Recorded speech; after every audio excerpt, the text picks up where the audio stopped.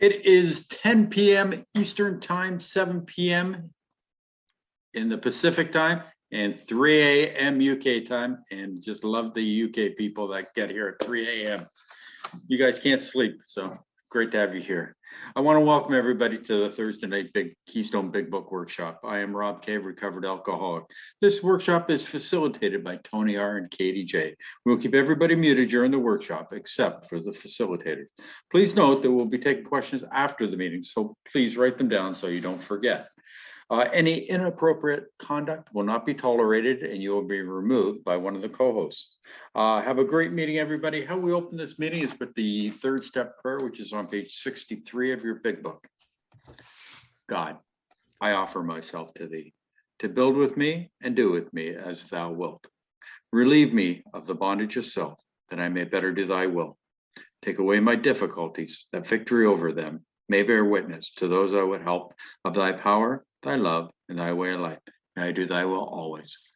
Tony, it's all yours. Right on. Recovered alcoholic. My name is Tony. Sobriety date's April 8, 1989. Welcome. Thank you for joining us tonight. It's really good to see some of you people here. I know you need the extra help, and you know who you are, right? So I'm glad you really showed up. Some of my guys showed up tonight. Now you're at a real meeting. Never mind those other ones. No, there we go, right? So really good. We're at How It Works tonight. Everybody got a pen and paper? You got a pen and their book? What you're really going to need tonight is an open mind, right? Because sometimes, how many people have been following along here, and sometimes we hit some stuff in the book that is how many people hear it for the first time the way it's laid out in the book, and it kind of really conflicts with the information that you've been told all along. Anybody here? Like, there's a lot of stuff in here, so tonight's not going to be any different. Right, we're getting back to the basis of Alcoholics Anonymous, and there's a lot of different messages in AA. You may find that hard to believe, but there actually is, right? But there's only one message we endorse, right? And that's outlined in the big book of Alcoholics Anonymous. A lot of groups, a lot of people have taken other paths or other methods within our fellowship and have changed a lot of things, and maybe for them it hasn't really.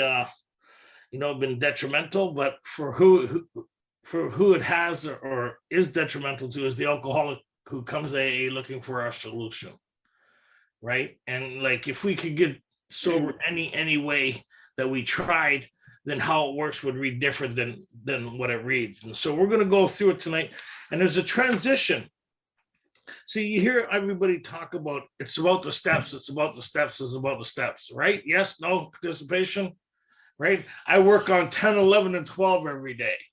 Well, then you don't really understand the purpose of the steps, right? Because somewhere along the line, it shifts, right? Where the steps no longer become the focal point.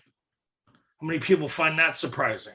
How many people just had a moment like, what is he talking about? Blasphemy, hang him, shut the screen off. So that means you'd have to keep an open mind, and you have to hear what's being said. Somewhere along the line, it stops being about the steps, right? And so How It Works explains it. How many people has heard How It Works read? Somewhere along the line, they stopped talking about the steps and how it works. How many people realize that or didn't realize that?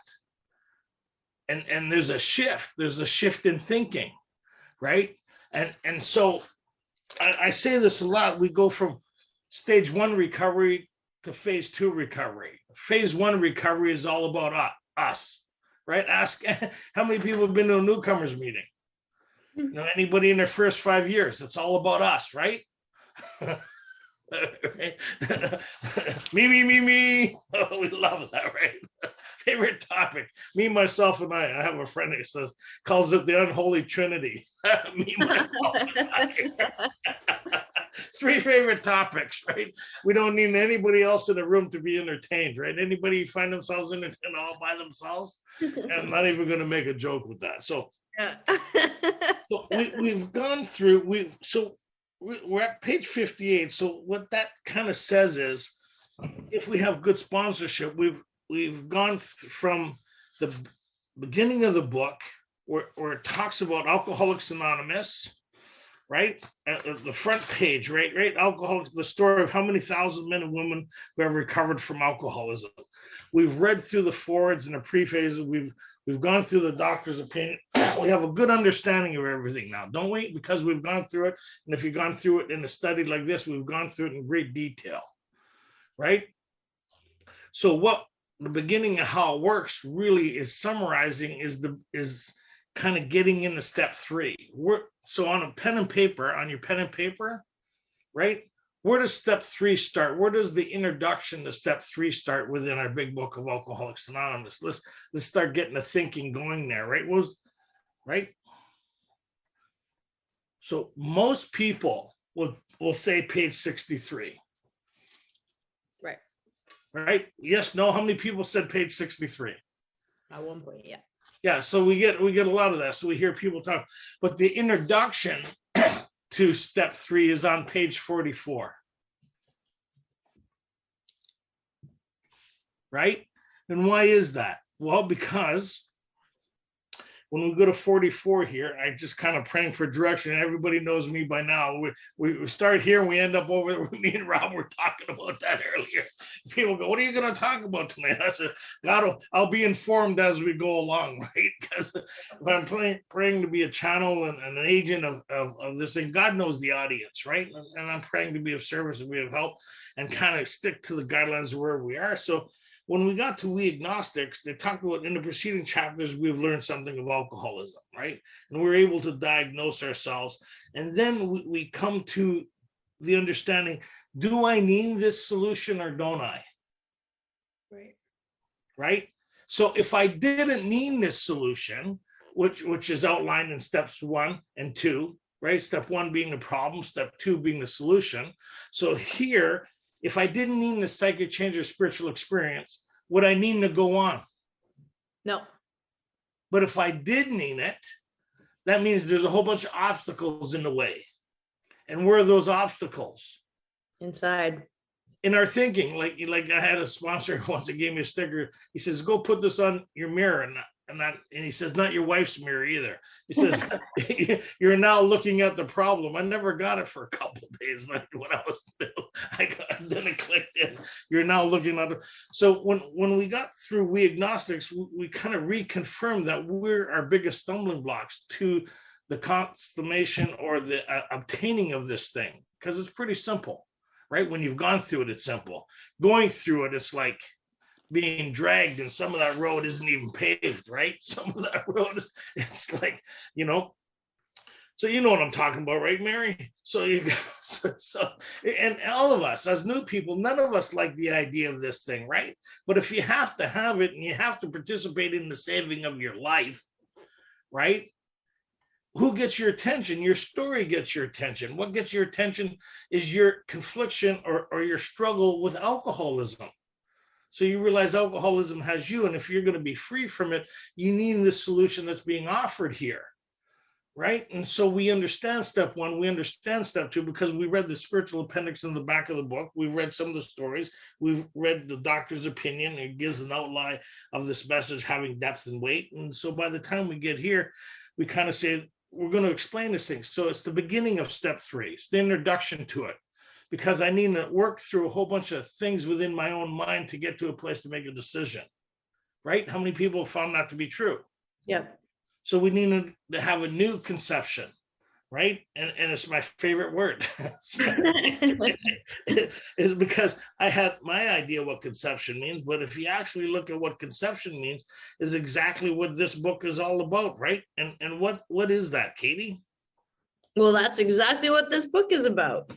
Is that what we're talking about? I don't know. Well, see, I cut you off guard. I caught you thinking here again, right? So every once in a while she gets a blank look and I know she's thinking. So I throw her a curveball. So now she's going to pay even more attention because she doesn't like it when I do that, right? But you weren't the only one thinking. Half the room started thinking, right? How many people went into La La Land, right? Well, let me go negotiate with myself what he's talking about, and you're not even here anymore, right? So it's one of those things. So conception, right? The forming or devising of a plan or idea. So whose plan and whose idea is being formulated? Theirs. And what I'm going to do is adopt this, or I'm going to conform to it, and kind of once I get a basis of what they're talking about. So by the time I get to page 58 here and how it works, I have a good understanding of a lot of things that I didn't have before I read this book. Yes, no? Right. Yeah. So if a new person, like when I remember trying to get sober in Toronto, I don't know how anybody gets sober there, but I tried to get sober. Sorry, that was for Rob. Like in and out for years. And I remember going to this one meeting, I was just coming back. The guy says, go read chapter 5. I go read chapter 5, and it didn't make no sense to me whatsoever, but I read it and I interpret what I thought it meant for myself, right? Because I had nothing to base it on other than my own interpretation of it. Anybody do interpretive, you hear interpretive dance, right? But what we do is interpretive recovery. How many, right? Look, you ever see interpretive? Those people look weird, right? That's what we sound like when we're talking about my program and for me and blah, blah, right? Yeah. Because I figured out recovery, and it's just painful, but we don't know that, right? So George, the guy who saved my life, 11 years in and out. George asked me some stupid questions, all based on this stuff. At the time, they were stupid because I didn't have the correct answer, but I didn't know that. Mm-hmm. And so you got to kind of wonder, I can't be the only one who was like this within our fellowship. Right? And so when I realized, longer I'm so, the more I realize there's more and more within our fellowship who don't understand the basis of Alcoholics Anonymous. Mm-hmm. So when he took me through this, he talked about, go ahead, Katie. Chapter 5, how it works. How it works. I'm a recovered alcoholic. My name's Katie. Top of 58. How it works. Rarely have we seen a person fail who has thoroughly followed our path. Okay, so hold it there. So if you're new here, what I do is Katie reads some participants, but I stop her from reading. People used to say, why is he always interrupting her? Because it's a big study workshop, right? We do that because I find it hard to read and to use the creative, like I have a hard time working out of both sides of my brain. I have a hard time just working out of my brain whatsoever. Right? So, a lot of damage there. Still a couple sparks happening in there, like free-flowing wires, right? So rarely have we seen a person fail who has thoroughly followed our path. So if you were to ask somebody, if somebody was to ask you that, what would you tell them? Right? George asked me that, and what I said was, and this is the honest to goodness truth, I held up a directory and I said 90 meetings in 90 days. That's what I thought the path was, 90 meetings in 90 days. And you'll be amazed before you're halfway through. Well, 45 days, you have to start talking about the promises and how great life is, if you can make it that long, right? So a lot of people say, rarely have we seen a person fail who's thoroughly followed our path. Well, what's the path? It's a spiritual set of tools. A lot of people say the book, but actually you could read the book all day long and have knowledge of it, but it's a spiritual set of spiritual kit of tools laid at our feet, right? They talk about this spiritual structure. They talk about these ideas that are being presented to us. Pretty cool, right? So this whole book talks about that spiritual kit of tools laid at our feet that we incorporate, that gives us a different experience. Rarely have we seen a person fail who has followed this course, and that's what the purpose of the steps are, to lead us to that experience. What's the experience? The experience of finding this power that creates the change. Yes, no, are we following along here? So we see right in the first thing here, and I won't get into a lot of it, but he says, if he had to change anything, I heard they would have changed. Why they say rarely is because other people find others, whatever, right? But I've never met anybody who's ever gone through this in my last 32, almost 33 years and maintained it, who's ever relapsed, including me. I'm coming up to 44 years in AA, right? Somebody introduced me to this path a little over 32 years ago. And I've been sober ever since. Must be something to this. And then you hear a lot of people, if you went to a group, say, how many people's relapsed as the result of doing this? I've never seen one hand go up. So how many people have been relapsing as a result of not doing this? And everybody's hand go up. So it's kind of weird, right? Mm-hmm. They say, we have a solution. They read it at every meeting. And it doesn't start with figure it out. Come on, let's be honest here. How many people sat in the meeting while they're reading how it works, wondering how it works? As they're reading, you're talking to the most important person in the room, yourself, right? And no, they're reading how it works for them. I got some shit to figure out, right? I got problems, right? You're sitting in that meeting trying to figure out your life for 1 hour. Anybody?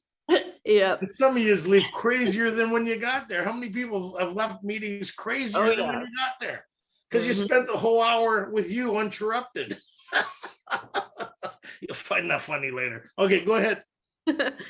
Those who do not recover are people who cannot or will not completely give themselves to this simple program. What simple program? This simple program. But where is that? The first portion of this book. Yeah, because a lot of people call the fellowship the program. Right. Right. And so if you're new, you wouldn't know that. I say, well, give themselves, I'm going to meetings. Look at all the meetings. I'm willing to go to any lengths. Look what I'm doing. I'm doing meetings. I'm doing meetings. I'm doing meetings. And you hear people say, well, why did you get drunk? I stopped going to meetings. Right. How many people has heard that? So it gives the new people the impression that the program of Alcoholics Anonymous is within the meetings. And if they just do all these suggestions, then they'll be able to stay sober under any and all conditions. Right? We don't drink no matter what. You ever hear people say that? Yep. Well, the new person's thinking, okay, I should be able to drink no matter what. And some of you's got it. And they do. They continue to drink no matter what, and they're baffled. So we understand why they're baffled, because they're still conflicted with alcoholism. But if you didn't know that, then it would make sense that just stop drinking because I stopped drinking, right? But here they're saying, which I didn't stop drinking, by the way, I got relieved of this illness. What they're saying here is there's only two people that don't get this thing. Those who cannot and those who will not. My sponsor used to laugh. He says, hey, how's the will not doing? He's like, oh, you will not. It kind of bothered me for a while, but so those who cannot are those who will not. But the key is, what they talked about is having been given the opportunity to do this. Right. Just because you're in a meeting doesn't mean you have the opportunity to do this, because this message gets carried by a member whose the problem has been solved. Remember, we read that a couple times in the book. Many could recover if they have the same opportunity we have enjoyed. Right? How then should we help the reader?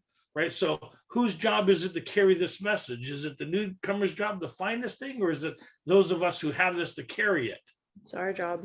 Our job. So now if you've been through this, you start realizing something really, really kind of profound happening in our fellowship, is that there's more new people than there are people who have done this. Yeah. Right? We're way outnumbered, right? To those who can actually carry this message to the alcoholic who still suffers, and those who offer a Band-Aid solution. Big difference. Mm-hmm. See, a lot of the stuff we hear in the fellowship will work for people who are potential alcoholics or problem drinkers. And there's a lot of people that don't even have drinking problems who end up in AA. Mm-hmm. Right? And that's a whole different thing. That started back with Bob and one of his mentors there, the priest, right? But that's the whole day. I'm not going to even go there, how that started. So here we go. Okay. Okay. Usually men and women who are constitutionally incapable of being honest with themselves. So they give us the guidelines of what the honesty is. Have you ever noticed that? So far, what's the first part of the honesty is, one, do you have this allergy? You have this phenomenon of craving. And when they describe that, you get thirstier when you drink, it's kind of like, yeah, as they did on page 44, right? And then the second is, can you stay stopped based on your own experience? Yes and no questions. Yeah. Right? Yeah, right? And if you could answer yes there, remember they talked about that a lot of us are unwilling to admit we're real alcoholics. Right? What does that mean? Beyond human aid. If I'm beyond human aid, I better find a solution that's not based in me and the people around me. Even though we can get support around that, I need something more than human power, because I suffer from alcoholism, not a behavioral problem.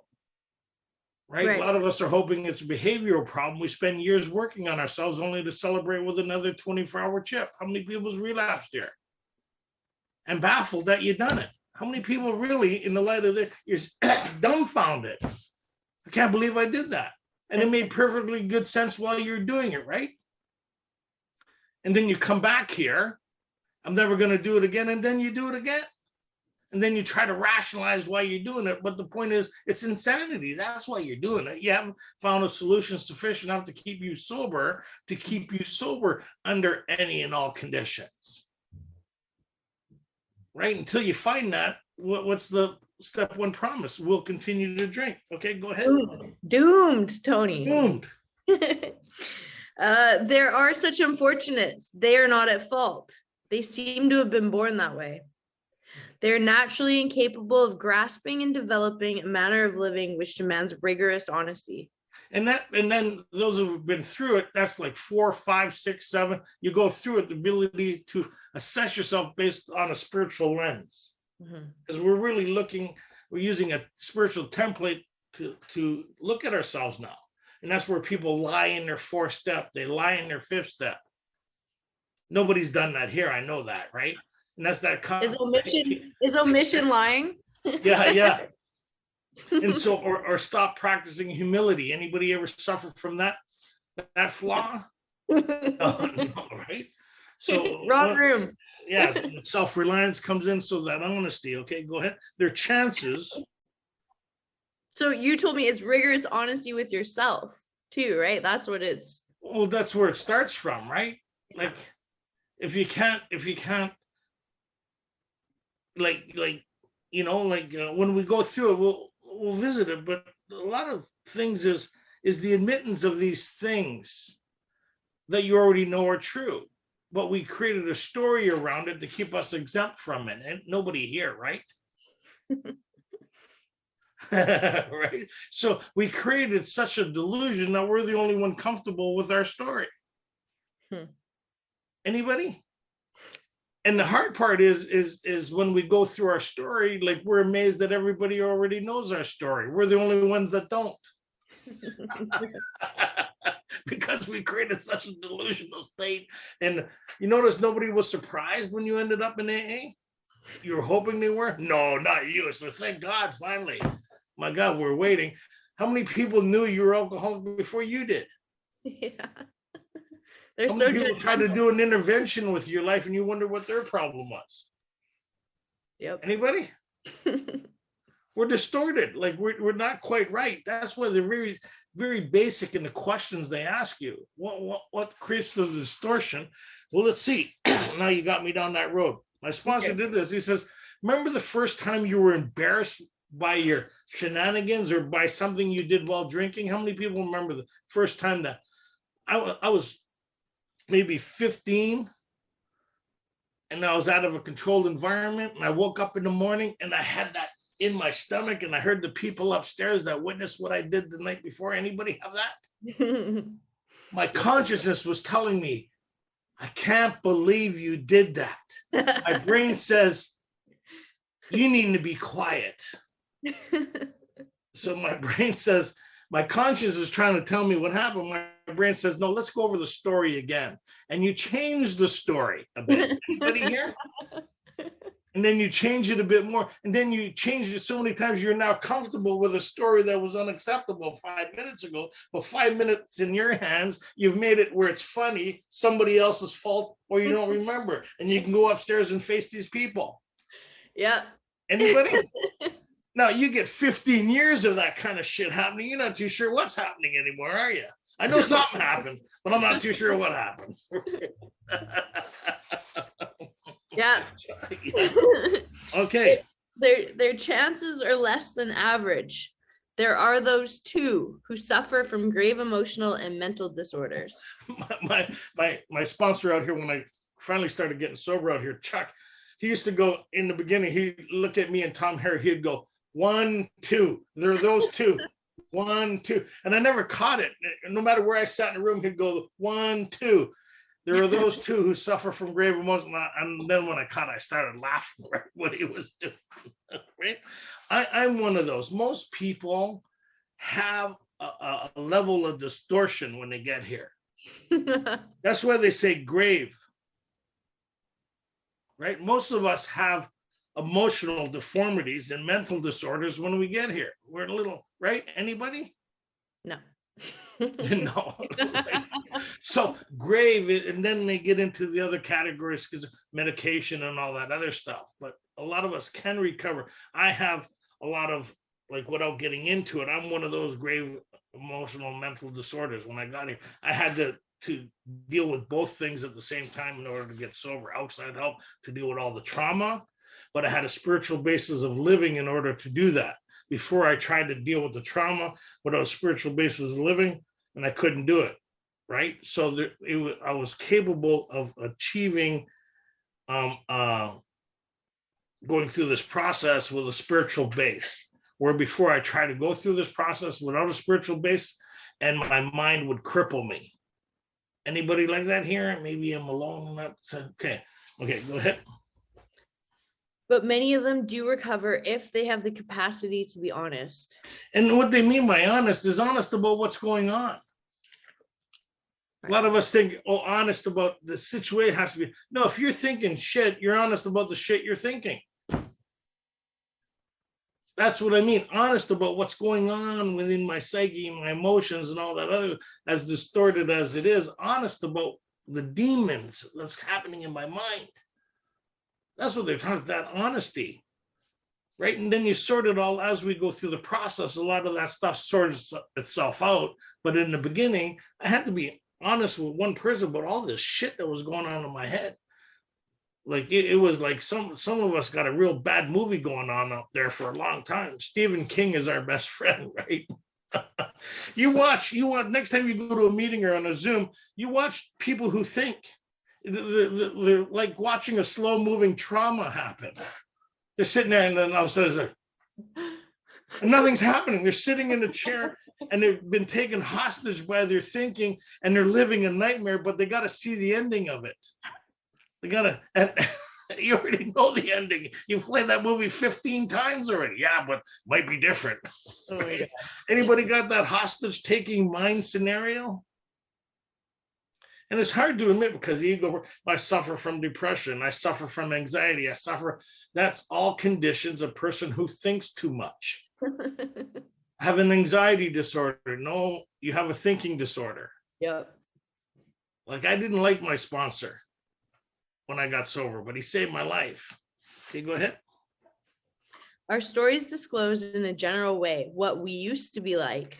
Circle happened. that. What we used to be like. Not what it was like. What it was like, you know, we might not all identify, but what we were like was what alcoholism looked like in our lives, what were making our decisions for us. Why did I keep on returning to drink? The insanity, the malady that precedes the first drink. When drinking, I wasn't able to control the consequences associated with my drinking too much, with my impairment. So I see my consequences are derivative of my inability to control my drinking. Why can't I control my drinking? Is because of the allergy. You explain that in any meeting, and the alcoholic, well, I got you. But you explain what it was like. Oh yeah, we're moving this, we're doing that. I ended up in the club. I had a piece in the trunk, and blah blah blah. People go, oh my god, who wants to take me for coffee? Nobody. Nobody. Oh, and I got into this. I got stabbed here. Got thrown through a window there. I had a contract put in my life over there. It's like. People get horrified. I used to speak at some meetings and everybody loved me before the meeting. After the meeting, very few people talked to me because I was talking about what it was like. Right. But when I got into what I was like and the struggles I had trying to get sober and the confusions around that and the family and the four horsemen, right? And the incomprehensible demoralization. How many people picking up what I'm putting down now? Yep. Right, sitting there alone with a bottle, wondering what happened. Right, just in my cups, just snot and shit running out of my nose is just the pain of my own existence. Anybody been there? And the thoughts of what I'd done to people, and when the inability, and I wanted so much different for them that I couldn't create anything different. Why? Because I suffered from alcoholism, not a behavioral problem. When you start talking like that, meaning you get people's attention. right? And the what happened part isn't what got me to AA. No. Remember in Bill's story, what happened part is when Ebby showed up with a solution for Bill. And Bill made a decision to embark on the same course of action that Ebby did through his guidance. And he had a psychic change or spiritual experience sufficient enough for him to recreate his life along spiritual lines. When he left that treatment facility for the third time, he had a way of living that answered all his problems. Didn't mean he didn't have problems, but he had an answer for those things. He had a recipe that he would incorporate and work with other people, and it save them those low spots, it lift them up, right? And that recipe is put into this book. It's a design for living that works in what? Rough going. Pretty wild stuff, right? And we see Bill was able to go past those points in his life where he wasn't able to before, because the problem of alcoholism was removed, but he still suffered from himself. Anybody notice that here? So now we need a solution for our human dilemma, because we don't treat alcoholism here. We have a treatment for it. Big difference. Because we admit in step one, it's above our pay grade. No human power. What am I working on? Right? It needs to be removed. Right? It's like a severed artery. It needs to be closed. Right? Before we can work on anything else. Before we work on anything else, we've got to take care of the trauma, the life-threatening trauma, so we can deal with the other aspects. Does that kind of make sense? Yeah. As long as alcoholism is present, it's a life-threatening illness. It's a trauma. It needs to be rectified before I can deal with the other stuff. And what I'm like now is, this is what my life looks like since I embarked this course of action with a relationship based on a power greater than me, and I have a daily reprieve. And this is what it looks like. I live a phenomenal life. Why? Because I have the story of Alcoholics Anonymous. And that's the message I carry. It's not my story. It's a story available for anybody. Pretty cool, right? That you can have the same story, but it's not your story. It's the story of Alcoholics Anonymous. Do you want what we have? What is that? A solution. Ready? Go ahead. Our stories disclose in a general way what we used to be like, what happened, and what we're like now. If you've decided you want what we have and are willing to go to any lengths to get it. See, the any lengths doesn't mean like, oh, I'm going to leave here and drive half an hour to a meeting. Any links within inside of myself to find the peace. And remember, and we agnostics, I said, all we can do is clear the ground a bit. Mm-hmm. Is that part, facing the things within myself that I was never willing to face. The demons and the pain, the reason, all this stuff that I've been carrying. Mm-hmm. Willing to get any lengths to what? To get this. That means being willing to do certain things that don't make any sense. Like this course of action, the amends, and all that stuff that goes with that stuff. Because I need to participate in the saving of my life along spiritual lines. Then I suddenly realized that God is doing for me what I couldn't do for myself. I entered a relationship with this power that enables me to match calamity with serenity, able to find peace in the storm. Right? This is it. But in order to do that, I've had to swallow and digest some big chunks of truth about myself. Right? And the people I sponsor are of the same thing. They don't want to go through that shit, but I said, you got to go through that shit. Otherwise, we're going to recycle you. Mm-hmm. What it means is alcoholism going to take over again. It's going to take you out. And whatever is taking you out will be the first thing you need to deal with coming back. If you don't deal with it, it'll block you off from the sun of the spirit, and the insanity will return. This is the truth. Okay, go ahead.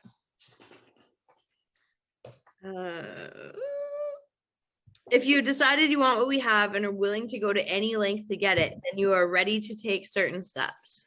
I had an old timer once said it blew my mind. Some people in there, he says it says certain steps. It doesn't say all of them. I said, what? He said, yeah, it says certain steps. This guy was sober a long time. And I just kind of, how do you argue with that? I said, are you kidding? I said, they outlined it on the next page, the steps they took. Right? and so it says, if you want what we have, who's we? What I have? No, what we have Right. collectively. It's a collective solution based on a collective problem put together by those who remember they talked about this, the story of how many thousand men and women who have recovered from alcoholism. You want our story, right? You want what we have. Some of us are still trying to get rid of the shit we got. Don't take what I got. But when when we're new, we kind of look over there, go, I want what she's got, and that's not what they're talking about either. Right? It's very, very specific. I remember my sponsor, I want what he has. He has a nice job, he has a nice car, he has a nice, yeah, I want what he has. That's not what they're talking about. No. Okay, go ahead. But you would know that if you've read up to this point in time. But if you didn't, you wouldn't know that, right? Go ahead. At some of these we balked. Any balkers here? Yep. Let me start thinking here. Hold up a second. Let me refer to the council. What do you think about this? I mean, that's pure horse shit, really. Well, your life depends on it. Well, you better listen a little longer then. The council's out. Can't listen to you guys. Well, what were you guys saying again, right? Most of us have to be pretty mangled in order to commence this way of living. Nobody likes this idea. Nobody. Of doing it this way. Well, we like the other way. Kumbaya and chanting, and I'll take 24 and I'll pass it around. That's not our method. Okay, go ahead. Can't believe I said that. Thank God. At some of these we balked. We thought we could find an easier, softer way. Anybody hoping? Anybody hoping? How many have tried yoga? Hell, I'll try yoga. You don't want to see me in Lululemon pants, but I'll try it. Anything but this, right? We've tried many methods. Anybody here? Yeah. Gym, work, counseling, therapy. Nothing wrong with that stuff, but it's not our solution to alcoholism. No. So we tried to find an easier, softer way, but we could not. With all the earnestness at our command, we beg of you to be fearless and thorough from the very start. From when? From the very start. Very start. Because they know tick tock. If you're suffering from alcoholism and you don't get this solution, we already know you're not going to be here long. Remember, they talked about that. Mm-hmm. You have this illness. It doesn't matter what you want. It's true. Right? You're dealing with something that's calling the shots, and it ain't you calling the shots. That was, yeah. Right. So what happens is like, hey, you know what? Like, I've done everything. What are you people offering? I told my one buddy today, we had lunch. He was so beat up that he was one of those guys. I said, what, you didn't try to quit before coming here? He says, why would I want to do that? Like, he was horrified at the idea of, why would I want to quit? Are you kidding? Quit? He says he came to AA, and he was one of those fortunate ones that got in with a bunch of people, got into the big book, and he's been sober ever since. 35 years now. Wow, good friend of mine. Right? So, yeah, okay, go ahead. Cool. With all the earnestness at our command, we beg of you to be fearless and thorough from the very start. Some of us had tried to hold on to our old ideas, and the result was nil until we let go absolutely. So this is what my sponsor said. I said, what's an old idea? He said, anything that's not based on what you're reading. If you can't show me what your idea is based on this experience, then it's an old idea. How many people had an old idea? Tons of it. And you don't even know it's old ideas. I'll just pray in the morning, give thanks. Now watch out for this. I'll watch out for that. I'll do that. Ask any newcomer who's come. How many people has relapsed here?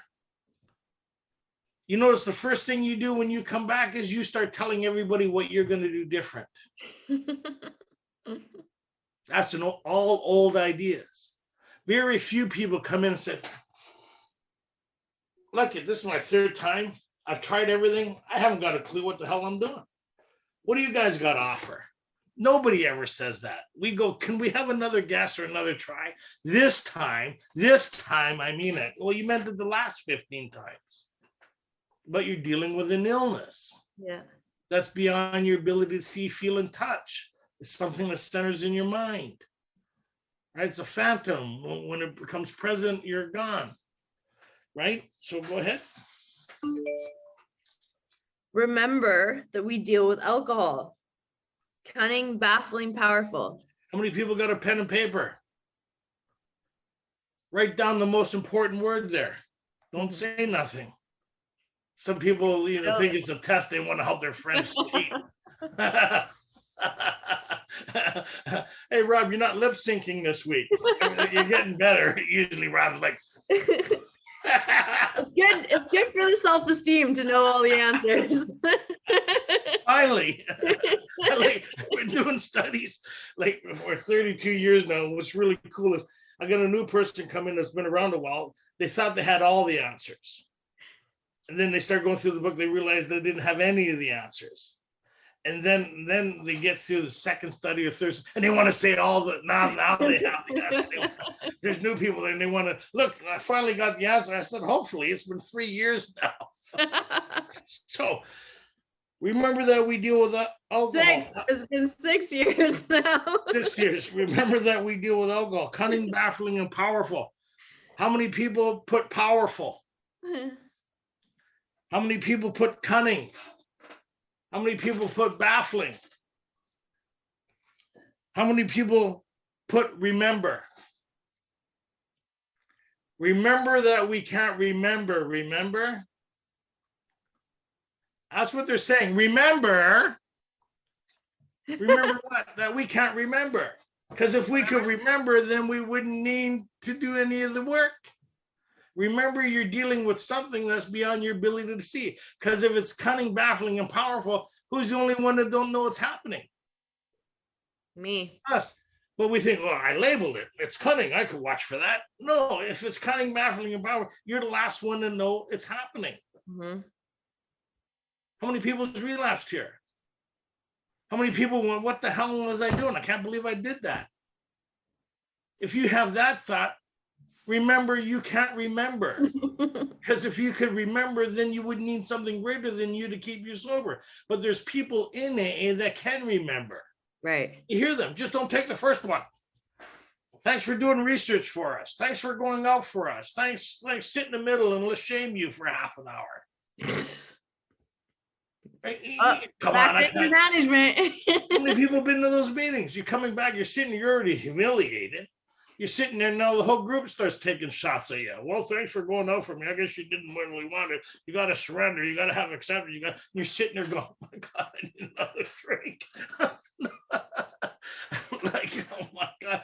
You're sitting there getting angrier as the time goes on. Anybody? Uh-huh. Because our job is not to focus on you. Our job is to carry this message. Talk about our experience, strength, and hope, and our struggles with getting sober, our struggles with doing what was presented here. That's our job, right? Okay, go ahead. Remember that we deal with alcohol. Cunning, baffling, powerful. Without help, it is too much for us. Page 44, 45. But We know there- why. Yeah. Because lack of power is our dilemma. What? To create this change. If a mere code of better living or philosophies and all this stuff that we hear, all this chiming shit, chanting shit, and they worked, then they would replace how it works by now, wouldn't they? Yeah. Right? That sounds nice sound bites. It sounds fantastic. You can't wait to say it at the next meeting, but it doesn't do shit for people who are dying of alcoholism. It makes you feel better. It's like being on a Titanic. They instructed the band to play on. So you felt better about your demise, I guess. The band's playing because not everybody can make it to the lifeboats, right? But that's not our messaging. Everybody can make it to the lifeboat. Get in the car. Just get in the car, right? Let's go. Along these lines. Go ahead. But there is one who has all power. That one is God. May you find him now. And how do you find him now? See, that's the question. May you find an exclamation mark, but they explain that already. So if you're new and you haven't done the first 4 chapters and the spiritual appendix in the book, you think, oh, I got to go find God. And now the quest. How many people went on the God quest here? I got to go find God. And then so I put the book down and I go looking. Right? Unsupervised, mind you. I go looking. I go wandering out into unsupervised, right? Trying, what are you doing? I'm looking for God, right? Go back to the churches. I go back to, nothing wrong with that, but we already know what they mean by that. Lack of power. And where do we find deep down within? Right? We read that in We Agnostics. I need to get access to this power source, this life force that's in every man, woman, and child. May you find them now. I'm connected to that one now, and I'm going to build on that, right? Because if it's there on page 55, look it up later, it's pretty well. It's always been there. And what they're going to tell me is how to home in on that, where it's become more personal to me through this course of action. How cool is that? I don't have to go anywhere. So I can find them now, but only if I've gone through this course of action, right? Okay, go ahead. Half measures availed us nothing. We stood at the turning point.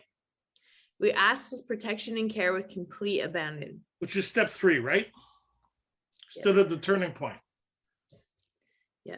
Here are the steps we took, which are suggested as a program of recovery.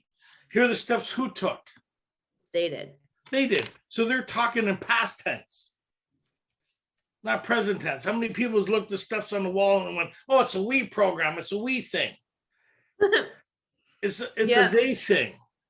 I need to do what they did in order to get what they got. By sitting in a chair, I cannot identify with how they did step 1 because they admitted they were powerless. They're no longer powerless. It doesn't say we admitted we are powerless.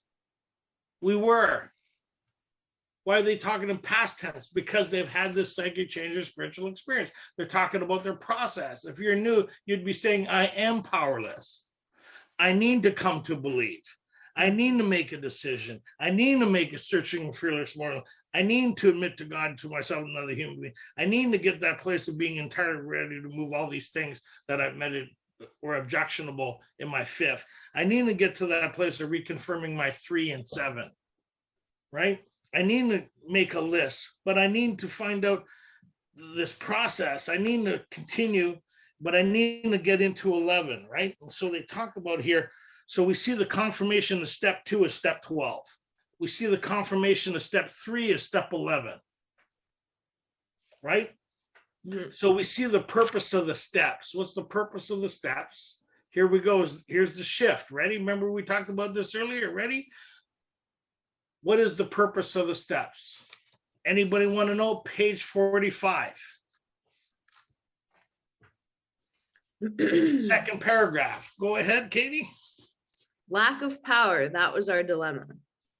We had to find a power by which we could live, and it had to be a power greater than ourselves. Step 2, came to believe that a power greater than ourselves. You don't have to have a relationship with God in step 2. All you need to do is believe that there is something greater than you, or being willing to believe that the essence of this thing is what? Go ahead.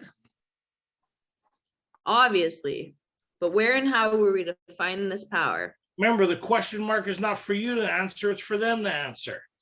This is not where you stop reading and start thinking. Don't do that to yourself. Keep reading. Well, that's exactly what this book is about. Its main object is to enable you to find a power greater than yourself, which will solve your problem. So there you go. So these people went through a course of action. What we're going to do from step 3 to page 88, right, is the outline of the program of recovery, right? And as the result of these steps enables us to have access to this power where it becomes personal to us, yes or no, which is the purpose of the steps. What's the purpose of this book? Is to enable us to find a power greater than ourselves. Yes, no? Yep. So the vehicle, the steps are to get access to this power where it becomes personal to me. And when that happens, what does that look like? Step 12, next page. Having had a spiritual awakening as the result of these steps. Singular. What's the purpose of the steps? Is to get connection to this power, right? That what? Solves my problem. What's the main problem that I need solved now is my alcoholic mind or alcoholism. I need it removed from my life so I can deal with my human condition, right? So once this changes happen as the result of these steps. A lot of people say as a result, meaning there's only one reason for doing the steps, is to get access to this power that creates a change sufficient enough for me to recover. If that doesn't happen, I'm doomed to an alcoholic death. I only have two alternatives for people like me, right? For people like me and the people that talk about in this book who put this together, is AA is designed for relapsers. We have a solution for you. That doesn't have to be your story anymore. We have a new story for you, right? And what's that? Having had a spiritual awakening as the result of these steps, we tried to carry this message to underline alcoholics. this message, not a message, not my message, not my program. Carry this message that we've outlined in 4 editions. And it hasn't changed. Why? Because alcoholism hasn't changed. It's a life-saving message. And these people that go, oh, we only know little. No, you only know little. Right? Where they talk about that on 164 is in regards to 12-step work, not the message of Alcoholics Anonymous. Quit diminishing the message of Alcoholics Anonymous, which in our fellowship is a life-saving message for people like us. So in 164, when you hear these people say, oh, we only know little, they're talking about 12-step work. It's in a vision for you. It's on page 164. If we only know little, they would have started out with that disclaimer on the first page. The story of how many thousands of men and women have recovered from alcoholism, but we only know little. Well, you want to keep reading? You want to trust us with your life? You want to continue on the path that we're talking about? No, rarely have we seen a person fail who has thoroughly followed our path. We have a message in Alcoholics Anonymous. That's the only one we offer here. Right, I was talking to this other guy. He says, "Oh, really, I really don't like the steps. I do smart recovery." I said, "How did you qualify?" So, anyways, that was a personal. Oh, I get it. I have these moments, right? I said, "Well, we have a 24-hour chip here when you're ready, because it's going to take some convincing, right? If he's like us, if he's not like us, then you can do whatever you want. And the fellowship's full of people who are not like us." Yeah. That's what the book was about. How should we help our alcoholic readers to determine whether they are one of us? Beyond human aid, suffer from this illness. Alcoholics Anonymous is designed on that. It's for alcoholics. But tradition 3 is anybody can come here and enjoy it. There's a lot of people that like our fellowship. Like, that's a whole different level of mental health right there. You like hanging around with us. But we're exciting people. I mean, we give you never a dull moment. Sober. My wife's come to a couple meetings. She says, you people are intense. I said, no, that's a level of serenity that you're seeing there, right? We're on high alert. we're an intense group of people. Like, shit, when we get talking and doing stuff, normal people kind of go, that should sift you out right there, right? It's like, they all kind of go hang out over there anyways. So what does it say? Carry this message to alcoholics and to the shift. Ready? The shift. And to practice these principles in all our affairs. You notice it didn't say to practice these steps, because the principles as outlined in step 11 is the only 24-hour process that we're given. It talks about us alcoholics around disciplines. We ask God to discipline us in the simple way we've just outlined, which is step 11. Upon awakening, as we go through the day, as we pause, it's all about the relationship. When we go to bed at night, we review our day. Where were we taking over, and where wasn't God or this power involved? Where didn't we seek counsel? Step 11 is the only step that we're meant to utilize on a 24-hour period. And it's all about our relationship with a power greater than ourselves, seeking counsel with that power. So when they talk about it becomes an intuitive part or a working part of the mind, is I'm in relationship with. It's like me and my wife, we're in a relationship. I know when things aren't right. I know when to make things right. I don't need to read any book or do steps 10, 11, or 12 to know things aren't right. Right. And I know what to make them right. Right. And so what happens is I learn to live out of the consciousness of my being, and within unity or in relationship. What does step 11 say? Sought through prayer and meditation to improve our conscious contact with God, right? Praying only for knowledge of his will for us and the power to carry that out. So these principles keep me connected. Humility, honesty, willingness, working with others. These are the things, the essence that keep me connected, but it's all about the relationship. Why? Because without the relationship, I don't have a daily reprieve. If I don't have a daily reprieve, the insanity of alcohol returns. There's nothing becomes more important in my life than that relationship. Nothing. Nothing. That's the first. And as a result of that being first, I get to enjoy everything else. Remember when you knew sobriety is my number one priority? Remember? Nothing more important than my sobriety. It comes before everything. Mhm. That's stage 1 recovery. Stage 2 recovery is there's nothing more important than my relationship and being of service to God and the people around me, to fit myself to be of service. Right? Yep. And by doing that, I get to live a life beyond anything you could ever imagine. And so now here's the second phase. So this changes happen, and it says it happens within a few months if we look at the spiritual appendix in the back of the book, right? They talk about newcomers, the people around you will be more aware of this. So if my focus is on this power and this relationship, and that takes care of my problem that everybody through this book has said, and everybody's been saying since the beginning of time.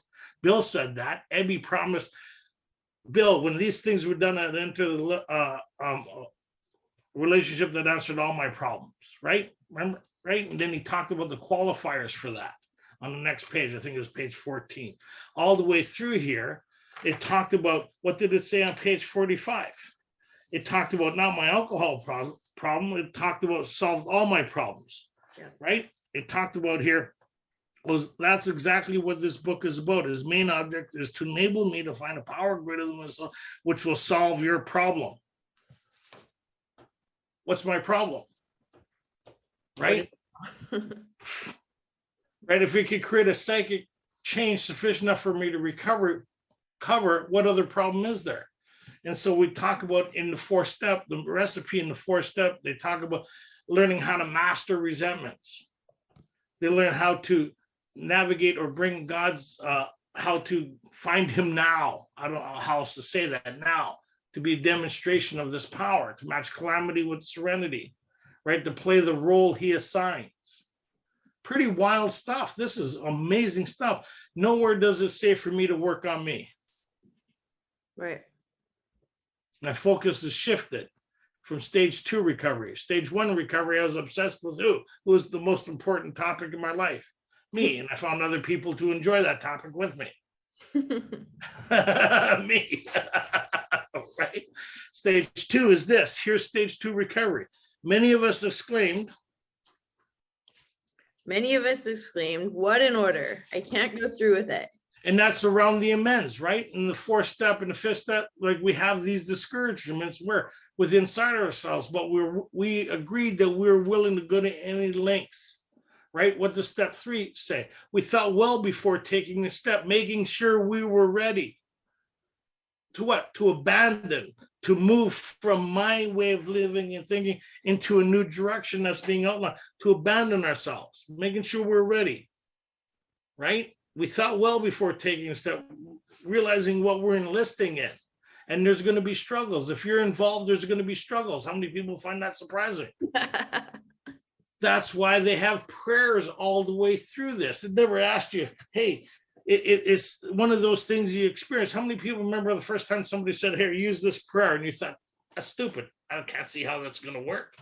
You remember that. And you do the prayer and you got some relief. It says, holy shit, let me figure this out. Why does that work? We don't know why. It's a phenomenon. It's like, it seems to work when I'm doing it, but when I'm not doing it, it seems to be really painful. But I can't figure out why that is. Because you're unsupervised. Right? Okay, go ahead. Do not be discouraged. Do not be discouraged. No one among us has been able to maintain anything like perfect adherence to these principles. Well, look at the group. Look at these people. Like, you know what I mean? We're miracles of mental health. If we can do it, you're a shoo-in. Huh? Come on, get in the car. We are not saints. The point is that we are willing to grow along spiritual lines. The point is we're willing to grow along spiritual lines. What indicates that is after we finish our 4th step, right? not what I was like before. The fourth step is the indicator of what my life looks like absent of power or God. Yeah. This is what my life looks like with me running the show and being driven by my instincts, my response to life and people, places, and things, the conflict that I've endured based on me.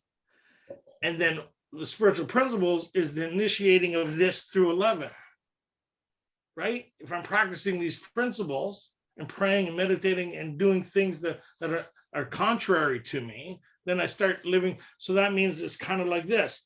Well, I remember a guy saying to me once, "Oh, that's not very spiritual." And then my sponsor says, "The guy's come a long way. That's huge, huge." A real fast story. Willing to grow along spiritual lines. I was at one of Vancouver Recovery Club, and I was upstairs. I was going through. I was a couple of years sober, and there was 3 guys in there, and they're starting to give me a hard time, right? And I said, "Look, I had enough of you guys. Let's go outside." They said, "Who?" I said, "All 3 of you." So it's a fair fight. So let's all 3 of you. Let's go off the property, right? And so because I was trying to mind my business, but I had no. So I stepped out into the lane. And they said, "Who do you want to fight for?" I said, "All of you at the same time. That way it's a fair fight." I said, "Let's go. Let's get this done." The guy goes, "You're nuts. You're nuts." He runs up the stairs and he goes see the monitor, like the lady that was running the place, Joyce, right? So he goes into the office and he goes, "There's this crazy guy out in the laneway. He says he wants to fight all 3 of us, not one at a time, but all 3 of the guys." She goes, "What does he look like?" So he has an afro like this, and his glasses are taped up, and he's like, and he's coming to the meeting. And she says, "Tony, is that who you're talking?" They say, yeah, that's him, Tony." She goes, "Oh my God, is everybody still standing? Everybody okay?" And they went, "Yeah." And they said, "Man, that's a lot of progress for him. That's amazing. Well, boy, that guy's come a long way, right?" So, but as observers, you look and think, what kind of programs he's running? But when I gauge myself against myself, that was huge. Yeah. Does that kind of make sense? Yes. Where like, it may sound funny, but that was one of the best examples witnessed by other people. I got tons of them, right? Anywhere I go unsupervised, shit's about to happen. Okay, go ahead. No person, we are not saints. The point is that we are willing to grow along spiritual lines. The principles we have set down are guides to progress. We see that now, right? The inventory taking, the assessment, see where self is taking over, prayer. We have these principles now. Humility, honesty, right? We have a formula that we've been given, the same formula that Bill was given when he left the hospital. It's a way of life that worked in rough going, something that we worked through our intuitiveness. So what happens is we're not looking through this manual or this kind of regiment. What we're looking for is the experience of this thing. A lot of people have the knowledge, the working knowledge of it, but that's not the point of it. The point is the experience, where it becomes a working part of your mind, where you're connected to this power source on a regular basis. So we claim spiritual progress rather than spiritual perfection. Our description of the alcoholic, the chapter to the agnostic, and our personal adventures before and after make clear 3 pertinent ideas. Before and after what? Before and after doing the steps. Make clear 3 pertinent ideas. Even though you're sober, you're going to revisit this. You're going to be faced with you again, and the only relief you're going to get from you is prayer and working with other people. It's true. There's no door, like here there's the ABCs, but in our life there's no door number 3, right? It's either willingness to do this and work with other people and seek counsel, or suffer the consequence. You're your best advocate on why you need to do this. We don't need to convince you. We just leave you alone. You'll come back. Go ahead. That we were alcoholic and could not manage our own lives. That we're alcoholic, could not manage our own lives, meaning if I can't stay sober, is my life going to be manageable? Nope. No, I can't manage my own life. I keep on getting drunk, all this shit, driven by all these, right? Like just nuts. Anybody? No, alone there? So A, we're convinced of that. B, that probably no human power could have relieved our alcoholism. Right? Mm-hmm. And C, that God could and would if he were sought. That's it. So how many people like the new version of how it works, or a new spin on it, or a new kind of, how many people kind of enjoyed that? How many people kind of say, what the hell just happened? That happens to a lot of people. I like the ones that argue with me. A year later, they come back. I've been thinking about what you said. A year later, right? Review it, have fun. But we're getting next week, we're going to do 3. We're going to go through, read through this, the being convinced part. We were at step 3. See where it says that? We're at it. So the preparation now we're here at it, but we haven't done it yet. So now they're preparing us. And read through here, how many times are they talking about the alcoholic or the human condition? Right? Remember, there's 2 different things. There's the alcoholism, and then there's the human condition.